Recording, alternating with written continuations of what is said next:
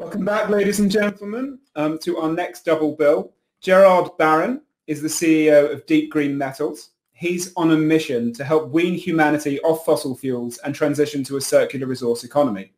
He's a seasoned entrepreneur with a track record of building global companies in battery manufacturing, media, and future-oriented resource development.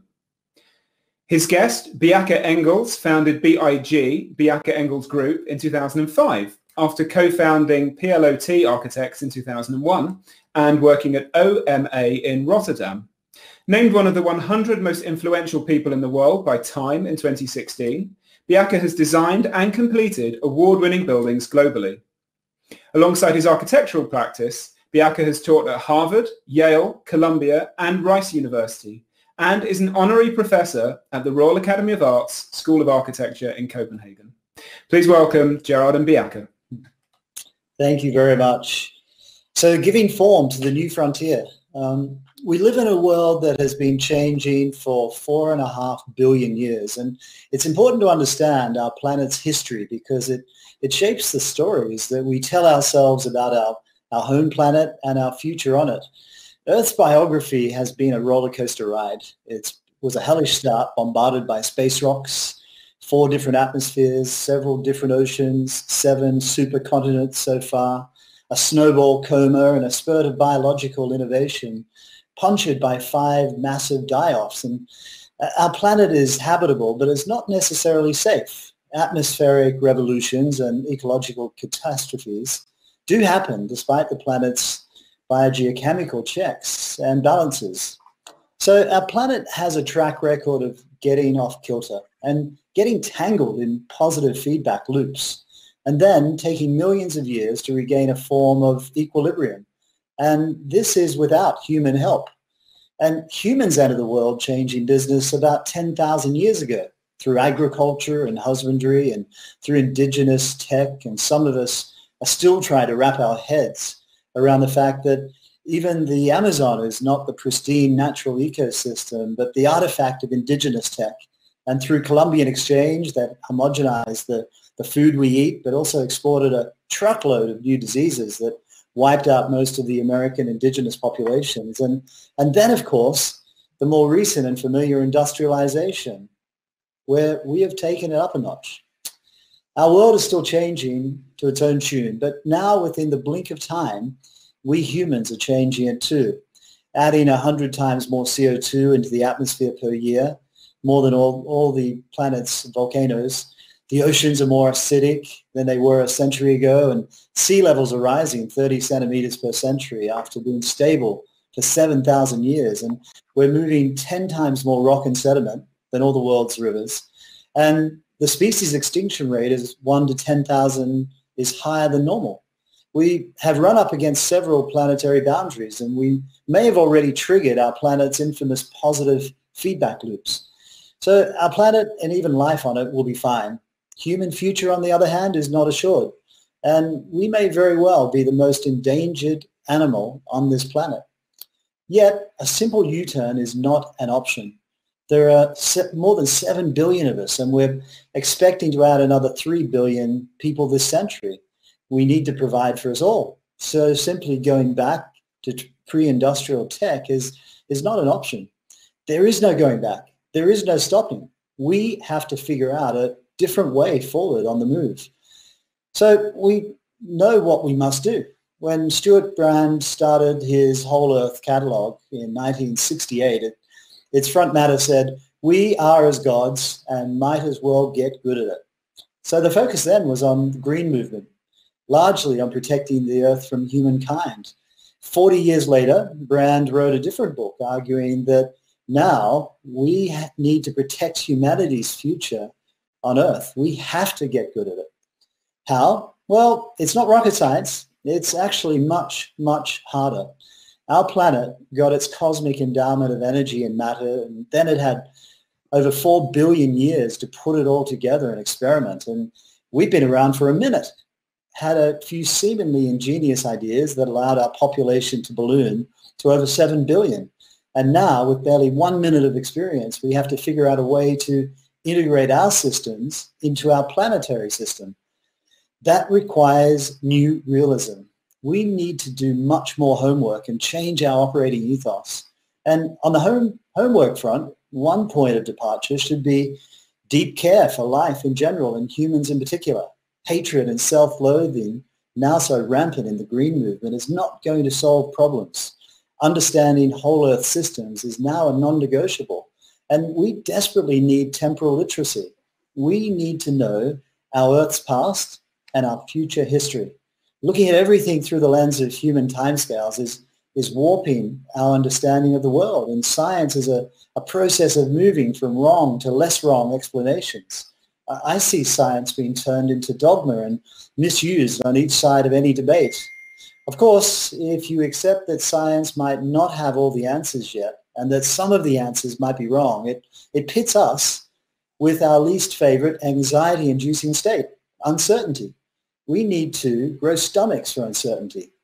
At last, but not least, we need to have courage for trade-offs. We will not get out of our current predicament without causing more damage. The question is, how do we minimize it? So as a civilization, we want to get off fossil fuels, but the clean energy transition is a wholesale planetary rebuild and upgrade. And it turns out to be very metal intensive. We know that building offshore wind is much more metal intensive than generating power from coal or natural gas. Building an electric vehicle requires much more metal than conventional metals. So there's some good news, and the good news is that these metals are infinitely recyclable. We have a perfect techno-nutrient for the EV technosphere. But the bad news is we do not have enough metal in stock to be able to drive this clean transition. So what about the environmental and social impacts? And so we focused on the impact of one electric vehicle. And you'll need a lot of copper and nickel and cobalt just to build one electric vehicle battery. In fact, to secure those metals on land, we'll need to mine an area about the size of 10 car parking spaces. And we're going to disrupt about 570 kilograms of contained carbon. Why? Because we mine it from open pit environments like this. And as we destroy those dense forests and remove all of that topsoil, we release an enormous amount of sequestered carbon. And of course, by taking away that land and destroying everything on it, we take away the opportunity of sequestering more carbon as well. So restoring all that land after half a century of mining is, if it's ever done at all, of course, if the mining company hasn't disappeared, takes a Herculean effort. Takes about 65 years after we replant rainforests. They still only absorb 40% of the CO2 compared to the original forest. So full recovery is modeled to take about 4,000 years. So the top metal producing countries currently are also very areas rich in biodiversity: Chile, Indonesia, South Africa, and the Congo. And we're still having to deal with issues like child labor, which is prevalent in the Congo, where they mine cobalt in these artisanal mines. So going back into what it takes to make our one battery, the mining sector is by far the single biggest source of waste on our planet. With the average grade of mine today is about 0.5 of 1% for nickel, for copper, sorry, and about 1.3% for nickel. So to make that battery, that 155 kilograms of battery material, we'll have to disrupt about 64 tons of material on land, made up of overburden and metal-bearing ore. And of course, what we do with it is we put it into piles like this. Even worse, we sometimes dump it into rivers. Land-based ores have lots of deleterious elements like arsenic and mercury. They need to be removed, and that generates tailings. These tailings have to be kept forever. Sometimes it doesn't work. They burst and wipe out communities and human lives. Or even worse, in places like Indonesia, which is the leading nickel producer, they're starting to dump tailings into the deep ocean, into the coral triangle, which is home to almost 80% of all coral reef species. But they can't build tailings dams because of where they sit on the tectonic plates. So here are the biggest footprints associated with producing those 4 metals for just one electric vehicle battery. 13 tons of CO2 emissions, 45,000 liters of water, 64 tons of waste material, and 58 tons of toxic material. And if you find that all unsettling, well, what happens when we scale it up? So recently we published a white paper focused on the footprint, the environmental footprint, if we make 1 billion electric vehicle batteries, which is where we're heading, from terrestrial-based ore bodies compared to from our ocean metals. And that will generate around 13 gigatons of CO2 emissions, not to mention 64 gigatons of waste material.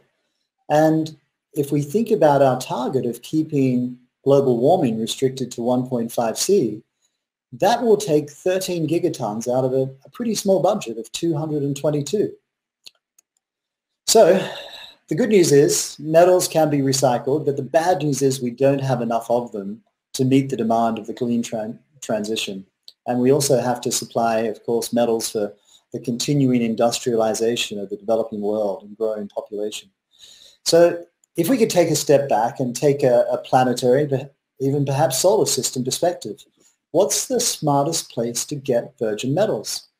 Well, what if we found an entirely new type of resource where we didn't have to remove the forests, where we didn't have to take away all of the topsoil, and we didn't have to drill or blast to get to the metal-bearing ore, but instead we came across this very large, abundant gathering of rocks just lying there. It could be in an undiscovered desert, but in this case it's on the bottom of the abyssal zone in the Pacific Ocean. And these rocks contain the metals that we need to build these batteries: nickel, copper, cobalt, and manganese. And the good news is they don't generate any waste material. They also don't contain deleterious elements apart from very fine trace levels, so no tailings. So we use 100% of those rocks or nodules, so zero waste. And these things make a huge difference. If we produce those 4 metals just for one EV battery, we'll use 4 times less metal-bearing ore, or a tenth of the material if we include the overburden. So 6 kilograms versus 6 tons versus 64 tons. And we can massively compress those impacts, including reducing CO2 emissions by more than 90%.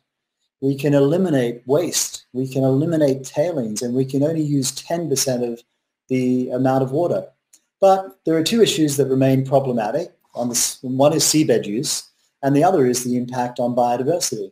But these rocks sit on the abyssal zone, on the bottom of the ocean, and that has some advantages as well, because we don't have to build fixed infrastructure. We don't have to build deepwater ports and railways and roads and power and communities to house our people. So this is where we are in the Pacific Ocean, about 1,000 miles off the coast of Mexico. And currently, there's around 1.1 million square kilometers under license. Keep in mind, the ocean is 360 million square kilometers in size. So we're talking about an area 0.3 of 1% of the ocean floor. And already the regulator has put aside 1.4 million square kilometers into protected areas, areas where nodules will never be collected. And if we look at the full LCA impacts from cradle to gate, we kind of knocked the ball out of the park on every facet. We massively reduce CO2 emissions. We don't unleash any sequestered carbon. Carbon is locked in the deep ocean, and we have no impact on releasing it. We don't generate waste. In fact, the only red bars are we use more seabed, of course, and we're studying the impact on biodiversity. And we'll also need to use some more ocean floor. In fact, if we'll have to use around 500,000 square kilometers just to make those 1 billion electric vehicle batteries. And if you compare that to land use, we'll use 500,000. And if we were to go mining on land, we would use 156,000 square kilometers. But the beauty of our deposit is it's 2D. And so that has some impacts. For example, we have 15 times less carbon stored in deep sea sediments compared to the average biome on land. And there's 300 times less biomass stored in the abyss zone. And becoming more granular, if we measure life as biomass, the average biomass per square meter is 13 grams. And 70% of that is bacteria living in the sediment, which we won't destroy. We'll give it a bit of a tumble if we pass over it, but it'll stay there.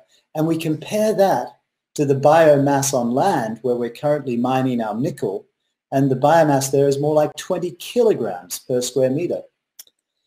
So wildlife impacted by mining on land is very, very different to the wildlife that will be impacted in the deep ocean. There are many more species. They're on land. They're usually much bigger and more varied. They have complex behaviors and complex intelligence. They have a complex coevolution, and they're much, much more abundant. And we're really studying megafauna, but we will disturb that megafauna and as our robots pass over it. And so our studies are around the impacts. What are the impacts of removing the nodules? But the good news is we can mitigate that several ways. Firstly, the regulator helps by putting aside large areas not to be touched. Secondly, we can have no-take zones where we don't take all the nodules and we've set aside areas. The other thing we discuss or study is the sediment. What happens to the dust? And think of it as driving down a dirt road. How far does that dust travel? And the good news is on the ocean floor, the particles tend to flocculate together, so they don't travel far at all. And then finally, where do we return the water? Because we separate the nodules, we pump them to our production vessel, and then we return the water that went up the pipe. But science will tell us where to return that. And that science involves more than 100 specific studies that will form part of our environmental impact assessment. With the help of some of the leading institutions around the world. And it's the largest, actually, ocean science program ever undertaken from seafloor to ocean surface. And we are already working on developing an adaptive management system that will allow us to do real-time monitoring of the operations and share it with our regulator and civil society so that these potential operations would be physically remote, but this does not mean they're out of sight or out of mind. We believe it's important that the impacts of our global commons can be observed and monitored by interested stakeholders. And a major advantage of having a 2D resource is that it's a thin, tiny top layer, like between 2 and 5 centimeters, spread over a very wide area that we disturb. And it gives us a lot of freedom to adapt, and we can go around ecologically sensitive areas, and it just provides us enormous advantages over the known practices. But the ultimate adaptation, of course, is to stop these operations as soon as we have filled up the inventory. And the best way to do this is to stop thinking of metal atoms as a consumable and start thinking of them as a service. These metals have been forged in supernova explosion billions of years ago, and they're still around, and they will continue being around for billions of years. But we do need to stop digging them up and then misplacing our old atoms and returning to dig up new atoms. Ideally, we would dig up just enough metal atoms to make what we can't make out of the current pool. And this pool becomes our metal commons. When you buy an electric car, you don't get to own the metals the car is made of. You merely have the right to use the structural and physical and chemical services provided by these metals. And you have the obligation to return these metals at the end of life to the metal commons. If you lose them, you'll have to pay for it. Metal is not a consumable. It's a service. And we have a short video. Energy from the sun and wind is replacing fossil fuels to power the transition to a sustainable future. We need batteries to store this energy. Batteries are made from metals such as cobalt, nickel, copper, and manganese. Until now, we've been mining the earth for them, digging deeper and wider for lower quality ores. Nature disappears. Humans suffer. Earth suffers. But there's another way. Polymetallic rocks contain rich concentrations of these base metals needed to make batteries.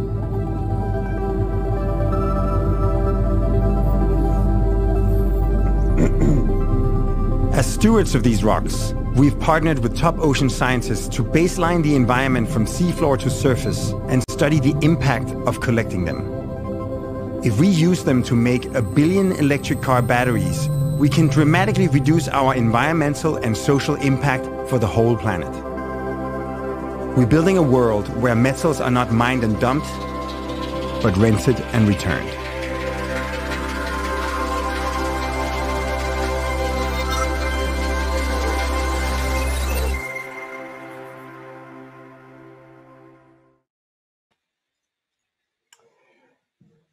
So maybe just to give you a quick idea about this, let's say, human-made ecosystem we are designing for this new industry. We're essentially designing a fleet of offshore vehicles where we're trying to sort of minimize the impact as much as possible, creating these kind of streamlined collectors on the ground. Together with marine engineers, we've designed the shape of the hull with a lip so it minimizes the plume that is blown up to minimize the impact on the environment.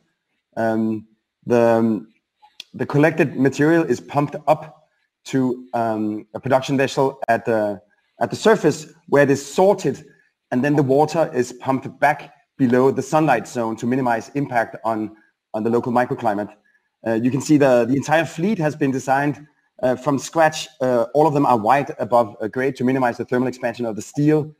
We basically took a standard drilling ship and sort of redesigned it to optimize its design for the specific purpose, making it as small as it can be, using an X-bow to reduce the impact of the waves, introducing the idea of a photovoltaic roof that protects the environment on the surface of the ship, and produces 7% of the power that the ship requires. It can still open up to access the materials on it.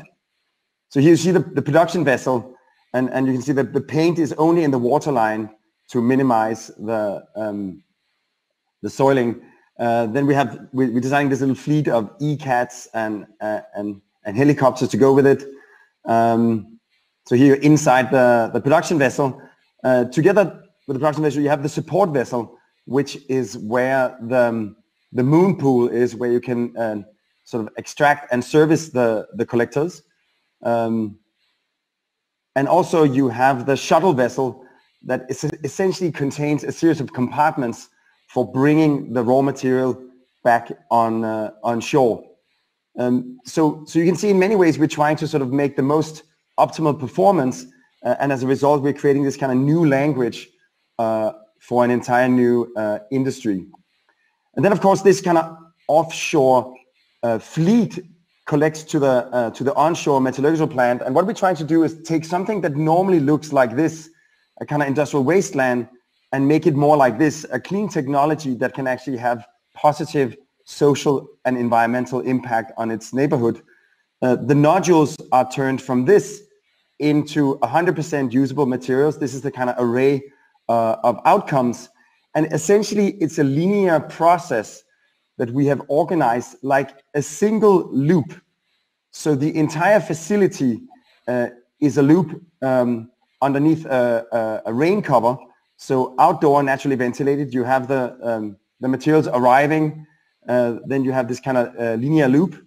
You have circulation for the staff, circulation for visitors, and the sort of circulation for the material as it departs to be put into good use. So we're imagining a onshore transformation plant that has a completely different impact and vibe than a typical sort of resource processing facility. So here you see a visitor learning about how the nodules are turned into usable materials, a staff sort of overviewing the production and the facility at night. And maybe sort of as a last element, what we're looking at for the future, since the fields are 2,000 kilometers from land, we're looking at designing community vessels where the offshore workers can actually live, where you can have local farming, where you can have sort of a desirable lifestyle in sort of synergy with the surrounding nature. So all in all, we're trying to imagine, rather than the sort of industrial plants that we know today, a kind of new fleet of gentle giants on the sea and on land, where we sort of imagine this kind of social infrastructure for the transformation of our energy towards renewables that can actually coexist with sort of adjacent forms of living. We can imagine plants where the car batteries are produced, or even people living and working adjacent to this kind of new generation of clean industry. So maybe on that note, I realized that we are practically up for our time. Okay, thanks so much for that, guys. Let me ask you a few of our audience questions before we wrap up. Bjarke, you've spoken in the past about how, although each place has its own unique culture and climate, designers always need to have a global view and gather ideas about the best lived practices to inform how they design their local world. Can you tell us about any innovative practices which you think should be shared? In this particular case, or in the world in general? Let's say both in this particular case and the world in general. Why not? I mean, I think what this project is a part of is that I think part of the source of the climate crisis we are in on the planet is this kind of global mindset of thinking about front of house and back of house. So you can say the front of house is all the nice things that we put great care into, you know, where we live and the lobbies and, you know, and then there's the back of house, the parking lots, the landfills, the industrial wastelands that we somehow leave behind. And I think with climate change, we've come to realize that there is no back of house. The whole thing, the entire planet, is our only house.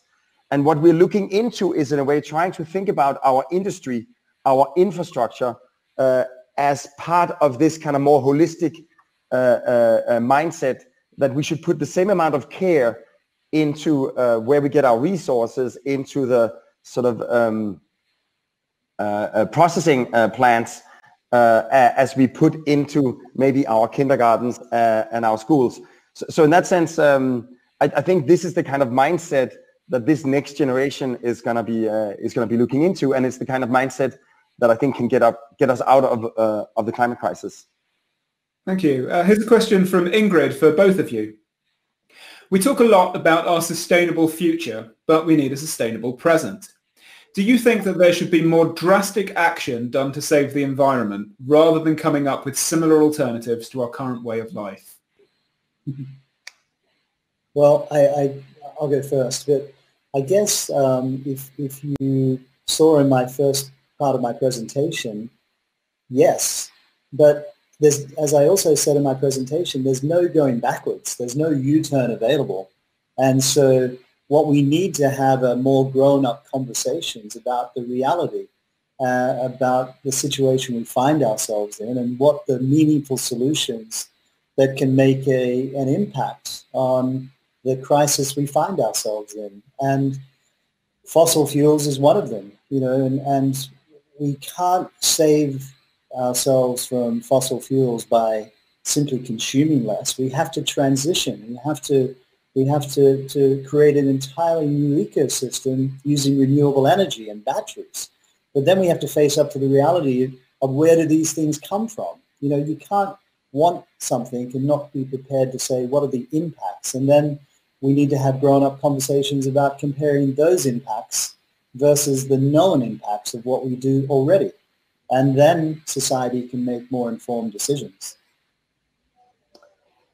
Yeah, like I also think that what's maybe new and relevant is that today, compared to 50 years ago, we do actually have tools that give us updated knowledge about the entire planet. So I think this idea of like only looking within your little frame of mind, you have to somehow think of everything you do, even if you act locally, You have to have this kind of global mindset, and therefore I think it is incredibly relevant to start thinking about, in a holistic way, where do the resources for this transformation of our entire economy towards renewable energy, where do they come from, and how do we make sure we have enough of them, and how do we make sure that the side effects of getting enough of these resources to make enough batteries are not more detrimental than the benefits of getting the batteries. And I think this is in this space that the deep green really starts playing a serious role. Okay, time for just one last question, again to both of you. What gives you hope for the future? People that are not prepared to accept our current situation. What gives me hope is humankind and our curiosity and our willingness to look for answers. And so humans give me hope for the future. Yeah, and I also think, like, just in my lifetime, until I was 15, the Iron Curtain was still up, and I think we were all concerned about, the potential of nuclear holocaust and the kind of power struggle with the Soviet Union. And I think the new generations have actually grown up with climate crisis as something looming over them, which makes them hell-bent on dealing with it. And I think in that sense, just like you can say, if the entire world has been capable to varying degrees of success, but at least with very, very firm and resource-intensive action to deal globally with COVID-19, I think as soon as we are out of that, we're ready to take on the true challenge, which is right ahead of us. Well, let's hope so. Gerard and Bjarke, thank you both so much. Ladies and gentlemen, we'll be picking up again on stage 3 at 4:45. See you then.